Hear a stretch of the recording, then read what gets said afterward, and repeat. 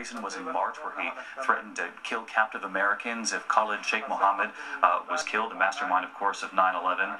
And you've got to be thinking about these families tonight. Just this evening on World News, we profiled a teenage boy who unveiled his documentary in New York this week at the Tribeca Film Festival. He grew up down in lower Manhattan.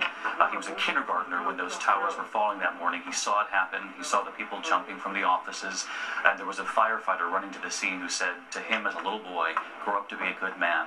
He said it never left him, and that's what drove the documentary. And I think that's the sort of sentiment you'll hear over and over again as we continue to report out this story in the next 24 hours, that this was a night, this was a headline that American families, the relatives of those 2,974 victims, have been waiting for now nearly a decade.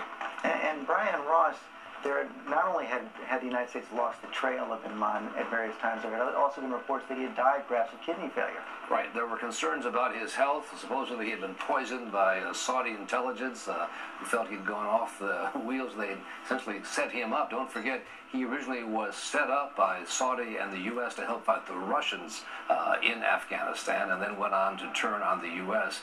And there were concerns that he had problems with his health, reported kidney dialysis, and analyzing the videos as they came out over the last 10 years, you could see him graying. He was 54 years old, just turned 54 in March, and appeared to be in continued good health, even for the sparse conditions under which he was living. And Jake Tapper, as you point out, President Obama had made it a central plank of his campaign that he was not going to let Osama Bin Laden out of his sights, that he was going to be even tougher and even more determined to get Bin Laden than President Bush was.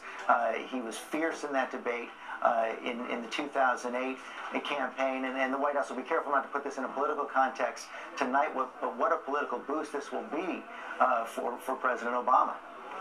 Yes, he said that the war in Iraq was an example of the U.S., the Bush administration, taking their eyes off the ball when Afghanistan and al-Qaeda, Osama bin Laden, was the real target. And obviously, in recent years, since he became president, there's been a surge of troops. There's now more than 100,000 U.S.